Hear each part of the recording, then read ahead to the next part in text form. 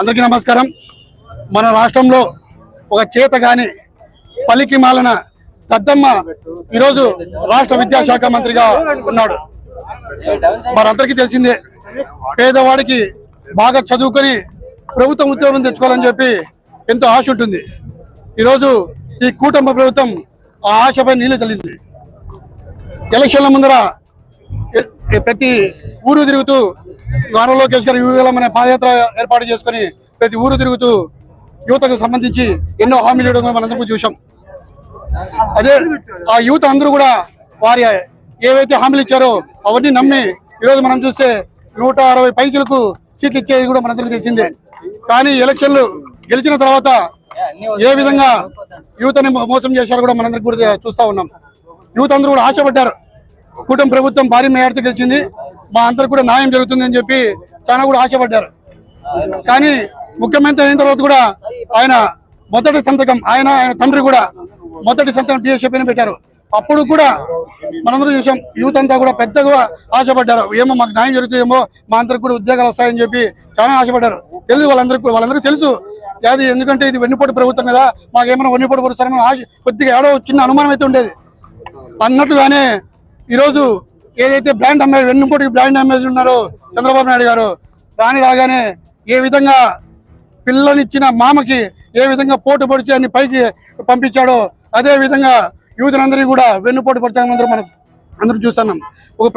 ఏదైనా కూడా ప్రభుత్వం ఒక ఉద్యోగం ఇవ్వాలంటే ఒక ప్రాసెస్ ఉంటుంది. ఆ ప్రాసెస్లో భాగంగా నోటిఫికేషన్ ఇచ్చిన తర్వాత ఎగ్జామ్ పెడతారు. ఆ ఎగ్జామ్ పెట్టిన తర్వాత మెరిట్ లిస్ట్ కూడా బయటకు ఇచ్చే పరిస్థితి ఉంటుంది. ఆ మెరిట్ లిస్ట్ ప్రకారంగానే ర్యాంకుల ప్రకారంగానే ఉద్యోగాలు ఇచ్చేది కూడా మనం ఎక్కడైనా ఏ ప్రభుత్వంలో అయినా కూడా గత ప్రభుత్వంలో కానీ ఏ రాష్ట్రాల ప్రభుత్వంలో కూడా మనందరం కూడా చూసాం. కానీ ఈ ప్రభుత్వంలో నోటిఫికేషన్ ఇచ్చారు కానీ ఎగ్జామ్ రాశారు కానీ మెరిట్ లిస్ట్ అయితే బయట పెట్టాలి. అందులో ఏం మతలబ్ అని చెప్పి నిరుద్యోగులందరూ కూడా ప్రశ్నిస్తూ ఉన్నారు. ఈరోజు 1,00,000 పైచులకు నిరుద్యోగులందరూ కూడా ఈరోజు వెన్నుపోటుకు లోనయ్యారు. వాళ్ళందరి తరఫున కూడా వైఎస్ఆర్ కాంగ్రెస్ పార్టీ నిలబడతా ఉంది. మేమందరూ కూడా చూసాం, ఏదైతే నారా లోకేష్ హామీ ఇచ్చారో అవన్నీ కూడా నెరవేర్చాలి. నారా లోకేష్ గారు ఒకటే చెప్తా ఉన్నారు, డిఎస్సి ఎక్కడా కూడా అవకతవకలు జరగలేదు, అన్ని కూడా బాగా జరిగినాయి. కానీ అవకతవకలు జరిగినాయి వాస్తవం కాబట్టి మేము అందరూ ఒకటే వాళ్ళు డిమాండ్ చేస్తూ ఉన్నాం. సిబిఐ ఎంక్వైరీ ఏంటి, అది వాస్తవమా కాదా అని చెప్పి నిరూపణ అవుతుంది కదా. మేము ఒకటే చెప్తా ఉన్నాం, నారా లోకేష్ గారు ఏవైతే ఇది వాస్తవం కాదు అని చెప్తారో ఆయన వెంటనే ఆయన రాజీనామా చేసి ఆయన పదవికి సిబిఐ ఎంక్వైరీ చేసి అది చేసి ముందరకు వస్తే బాగుంటుందని చెప్పి మేమందరూ కూడా అడుగుతా ఉన్నాం. అంతేకాకుండా ఆయన రాజీనామా చేయకపోతే ఎవరైతే ముఖ్యమంత్రి ఉన్నారో చంద్రబాబు నాయుడు గారు వెంటనే అతను చేసినట్టు ఏదైతే ఒక ఆరోపణ ఉంది దానిపైన వెంటనే ఆయన డిస్మిస్ చేసి అతను పత్రఫ్ చేసి ఈరోజు మళ్ళీ జనాల ముందరికి వస్తే మేము అందరూ కూడా బాగుంటుందని చెప్తా ఉన్నాం. డిఎస్సి అనే పదం నోరెత్తితే నిన్న లోకేష్ మాట్లాడుతూ మాట అంటా ఉన్నాడు. డిఎస్సి అనే పదం ఎత్తితే ఆయన తాట తీస్తా అంట. మేమందరూ ఒకటే చెప్తా ఉన్నాం, నీ రెడ్ బుక్కి ఇంకా 3 సంవత్సరాల టైం ఉంది, లేదా 2.5 సంవత్సరం అనుకో. ఆ 2.5 సంవత్సరంలో నీవు ఏమి చేస్తావో చెయ్యి, మేమందరూ కూడా దానికి స్వాగతిస్తాం, మేమందరూ కూడా తట్టుకుంటాం. కానీ ఆ 2.5 సంవత్సరం తర్వాత ఆ రెడ్ బుక్ ఏదైతే ఉందో ఏడ పెట్టుకుంటావు ఒకసారి నువ్వు ఆలోచించుకొని చెప్తా ఉన్నాం. 2029 ఎలక్షన్లో యువతే నిన్ను పెద్ద ఎత్తున రోడ్డు మీదకి తీసుకొచ్చే పరిస్థితి వస్తుంది, చుట్టు పట్టుకొని మరి రోడ్డు మీదకి తీసుకొచ్చే పరిస్థితి వస్తామని చెప్పి చేస్తా ఉన్నాం. మీరు ఎక్కడ చూసినా కూడా బోతారు నడిచేయం అని డైలాగ్ చెప్తా ఉన్నాం. నువ్వు ఇచ్చింది 16,300 చిల్లర అని చెప్పి దాన్ని మెగా డిఎస్సి అని చెప్పుకుంటా ఉన్నావు. ఒకటే నోటిఫికేషన్తో 1,25,000 పైచులకు ఉద్యోగాలు ఇచ్చి ఘనత వైఎస్ జగన్మోహన్ రెడ్డి గారిది. బోతారు నడిచేయమని చెప్పి తెలియజేస్తా ఉన్నాం. మీ ప్రభుత్వంలో లిక్కర్కి అదేవిధంగా గంజాయికి ప్రిఫరెన్స్ ఇస్తా ఉన్నారు. మా ప్రభుత్వంలో మా నాయకుడు జగన్మోహన్ రెడ్డి గారి ఆధ్వర్యంలో విద్యకైతే వైద్యకేమైతే మేము ఎక్కువ ప్రిఫరెన్స్ ఇచ్చాం. బోతారు నడిచేయమని కూడా మీ అందరికీ తెలియజేస్తా ఉన్నాం. మీకు ఒకటే చెప్తా ఉన్నాం, నారా లోకేష్ గారు ఏదైతే యువతకు హామీలు ఇచ్చారో అవన్నీ నెరవేర్చాలి. నెరవేర్చిన పక్షాన నిరుద్యోగుల పట్ల వైఎస్ఆర్ కాంగ్రెస్ పార్టీ ఈరోజు మేము ఇక్కడికి శాంతియుతంగా వచ్చాం. ఎవరైతే కలెక్టర్ గారు రిప్రజెంట్ ఇచ్చాం. ఒకసారి మీరందరూ చూడండి, ఏ విధంగా అయితే పాకిస్తాన్ బార్డర్లో పోలీసులు ఇక్కడ రానికోకుండా ఇతర దేశస్తుల్ని ఆ విధంగా ఈరోజు పార్కెట్స్ పెట్టి ఈరోజు మా అందరూ కూడా అడ్డుపడతా ఉన్నారు. మేము శాంతియుతంగా చేస్తామని చెప్పినా కూడా ఈరోజు పోలీసు వారు రెచ్చగొట్టే పరిస్థితులు కనిపిస్తా ఉంది. మేము జగన్మోహన్ రెడ్డి ఆధ్వర్యంలో మరింత ఉద్యమాలు చేస్తాం, మీరు పోలీసు వారు సహకరించండి అని చెప్పి తెలియజేస్తా ఉన్నాం. అనేక హామీలతో మరీ ముఖ్యంగా కూడా యువతకంతా కూడా ఉద్యోగాలు కల్పిస్తామని చెప్పేసి, ఉద్యోగాలు కల్పించకపోతే నిరుద్యోగ భృతి కూడా 3,000 రూపాయలు నెల కూడా ఇస్తామని చెప్పి ప్రకటించి ప్రజలను మోసం చేసి ఈ రోజు చంద్రబాబు నాయకత్వంలో కూటమి ప్రభుత్వం కూడా ఏర్పడింది. ఈ కూటమి ప్రభుత్వంలో తెలుగుదేశం పార్టీ నాయకత్వంలో భారతీయ జనతా పార్టీ కావచ్చు, జనసేన పార్టీలు ఇవన్నీ కూడా ఉన్నాయి. అందరూ కలిసి హామీలు ఇచ్చేసి ప్రభుత్వంలోకి వచ్చిన వెంటనే ముఖ్యమంత్రిగా ప్రమాణ స్వీకారం చేసిన వెంటనే కూడా మెగా డిఎస్సి కూడా నిర్వహించి వారికి అందరికి కూడా ఉద్యోగాలు ఇస్తామని చెప్పేసి ఈ ప్రభుత్వం కూడా ప్రకటించింది. మెగా డిఎస్సి కాదు కదా, దగా డిఎస్సిగా మార్చారు. ఈ నిరుద్యోగ యువకుల పట్ల ముఖ్యంగా డిఎస్సి అభ్యర్థుల పేరిట కూడా ఈ రోజు ఎంతో కూడా దగా కూడా చేయడం జరిగింది.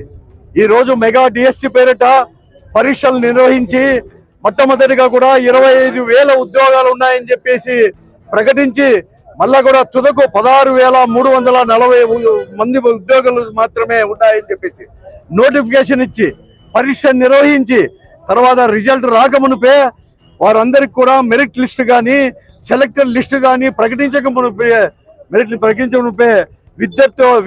ఎవరైతే అభ్యర్థులు ఉన్నారో అభ్యర్థులందరికీ కూడా సర్టిఫికేట్ల యొక్క చేసి నిర్వహణ చేస్తామని చెప్పేసి పిలిచి పరిశీలన చేస్తామని చెప్పి పిలిచి పరీక్ష చేసిన తర్వాత వారందరూ కూడా మెరిట్ లిస్ట్ లో లేరని చెప్పి మెరిట్ లిస్ట్ ప్రకటించుకోకుండా కేవలం డైరెక్ట్ గా వారికి కావలసిన వారికి మాత్రమే సెలెక్ట్ అయినారు వచ్చి చేరండి అని చెప్పేసి చెప్పడం కూడా నిజంగా కూడా ఎంతో కూడా మోసపూరితమైనది. నిరుద్యోగుల పట్ల కూడా దగా చేసినట్టు తప్ప మరొకటి కాదు.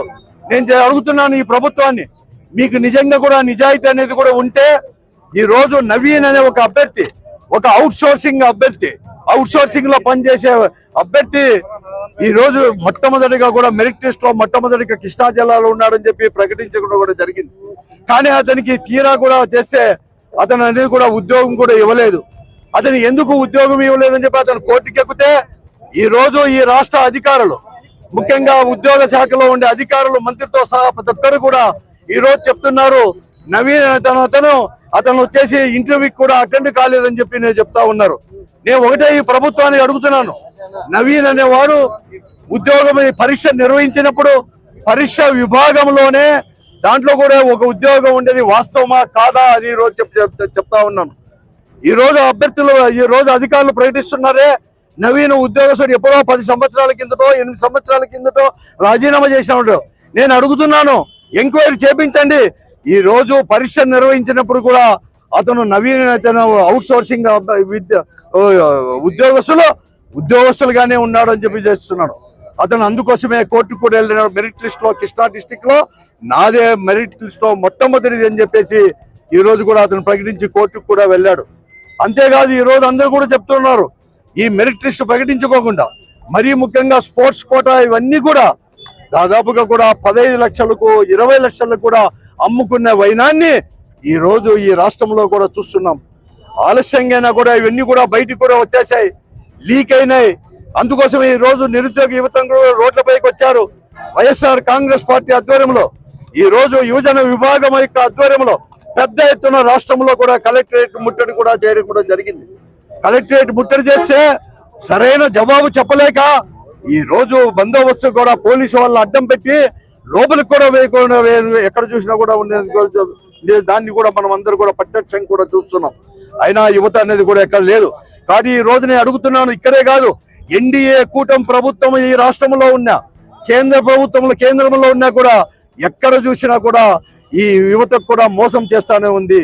మననే జరిగిన కేంద్ర ఆధ్వర్యంలో జరిగిన నీట్ దాంట్లో కూడా లీక్ అయ్యి కూడా ఎలా కూడా దాన్ని క్యాన్సిల్ చేశారో మీకు అందరికి కూడా తెలుసు. అలాగే సిబిఎస్ఈ సిస్టమ్ కూడా ఎలా పనిచేస్తుందో కూడా ఈ రోజు కూడా తెలుసు. నేను ఒకటే అడుగుతున్నాను లోకేష్ గారిని, విద్యాశాఖ మంత్రులుగా నువ్వు రాజీనామా చేయకపోతే ఈ ప్రభుత్వాన్ని డిమాండ్ చేస్తున్నాము చంద్రబాబు నాయుడు గారిని. లోకేష్ విద్యాశాఖ మంత్రిని బర్తరఫ్ చేసి సిబిఐ ఎంక్వైరీ చేయండి. యథార్థాలు కూడా బయటకు వస్తాయి, నిజాలు కూడా బయటకు వస్తాయి, దీంట్లో దోషులు ఎవరో కూడా బయటకు వస్తాయి.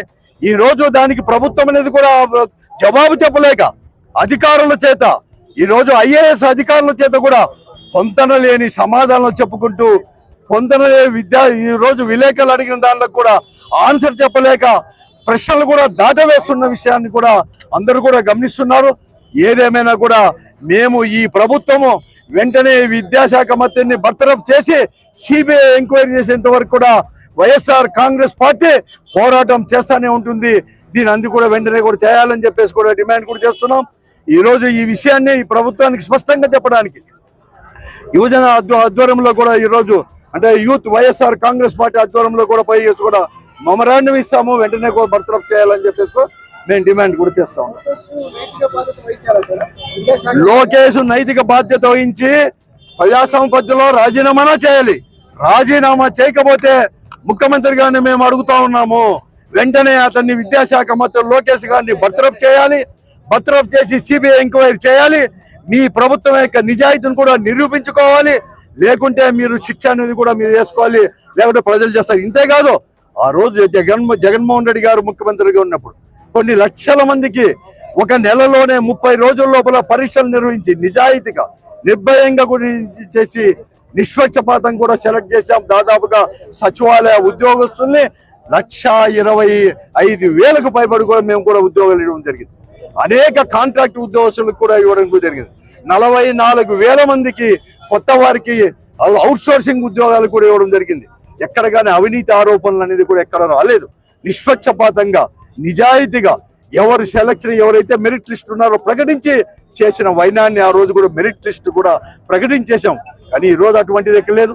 ఈ రోజే కాదు, స్వాతంత్రం వచ్చినప్పటి నుంచి ఈ భారతదేశంలో ఏ పరీక్ష కూడా అది రాష్ట్ర ఆధ్వర్యంలో కావచ్చు, కేంద్ర ఆధ్వర్యంలో ఏపీపీఎస్ కానీ ఏదైనా కానీ తీసినప్పుడు మొట్టమొదట మెరిట్ లిస్ట్ అనేది కూడా ప్రకటిస్తారు.